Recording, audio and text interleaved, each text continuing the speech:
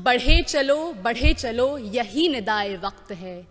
ये कायनात, ये ज़मी, ये कहकशा का रास्ता, इसी पे गामज़न रहो, अमन की राह पर चलो। जब जब दहला विश्व हमारा और जब जब बेमकसद खून बहा, चीन, रूस, जापान सभी ने भारत को एक दूत कहा, भारत को एक दूत कहा। My warm greetings to dignitaries. I am Mahira Khan from Chhattisgarh, and I am here to speak on the topic of peace building and reconciliation, ushering in the era of no war.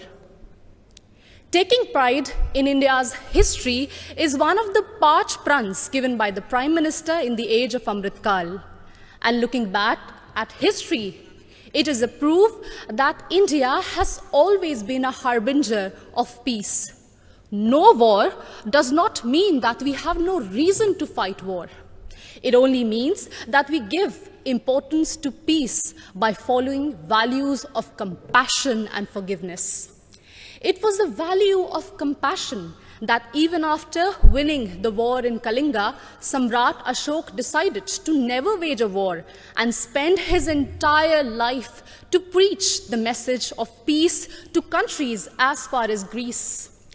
It was the value of forgiveness that even after the British sent our soldiers to world wars and our farmers to famines, Mahatma Gandhi still chose ahimsa and satyagraha for independence. Taking inspiration from India, Nelson Mandela also chose to forgive the apartheid regime in South Africa. My dear audience, like this year's theme, India for the World, India not only preaches but also practices Vasudhaiva Kutumbakam. In India's G20 presidency, we advocate for a multilateral world in which no one country dominates another country. When China dominated Indo-Pacific, India rushed to help and support ASEAN countries. It acted east. When Sri Lanka needed loans, India was the first to give assurance to IMF. It showed that we believed in neighborhood first.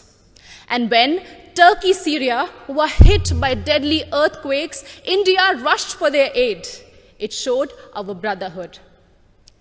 Remember, in 1945, after testing the first atomic bomb, Oppenheimer quoted from Bhagavad Gita, "Now I have become death, the destroyer of worlds."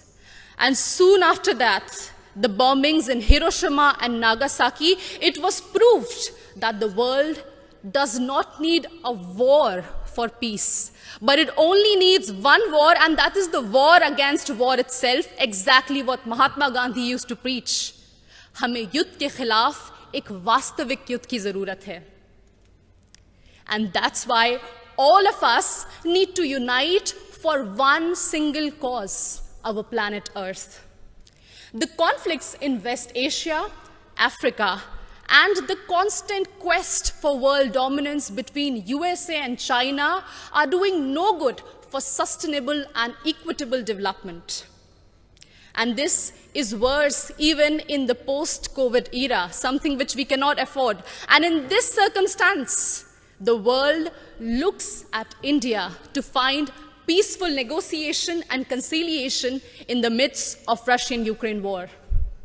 As the voice of Global South, we believe that few rich countries which have caused maximum war and pollution in the last century should pay for their mistakes by helping and not holding back technologies from poor countries.